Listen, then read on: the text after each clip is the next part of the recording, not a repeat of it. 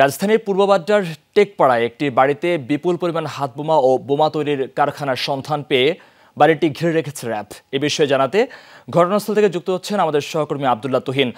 তুহিন, সবশেষ কি পরিস্থিতি দেখতে পাচ্ছেন, কি তথ্য আছে আপনার কাছে? সিলন ফ্যামিলি ব্লেন্ডের কড়ালিকার আর সতেজ স্বাদের পারফেক্ট ব্লেন্ডে স্বপ্নেরা মেলুক টানা।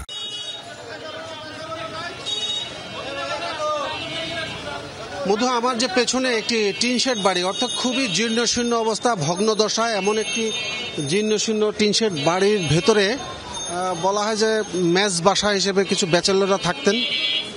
এরকম এই টিন শেড বাড়ির একটি কক্ষে তারা আজকে সন্ধ্যা থেকেই বোমা তৈরির বিভিন্ন আলামত সহ ৩ জন ব্যক্তিকে আটক করে রেখেছে এবং ককটেল সাদৃশ্য প্রায় ৬০টি হাত বোমা তারা পেয়েছেন বলে র্যাব আমাদেরকে দাবি করেছে। তবে যদিও তারা আনুষ্ঠানিকভাবে এখনো কিছু বলেনি, তারা সন্ধ্যার পর থেকে এই বাড়িটি ঘিরে রেখে ভেতরে খুবই সংকীর্ণ জায়গা, সেখানে যেখান থেকে উদ্ধার করা হয়েছে যেই কক্ষটি থেকে বোমা সেটিকে ঘিরে রাখা হয়েছে এবং র্যাবের ঊর্ধ্বতন কর্মকর্তারা এখন এসছেন।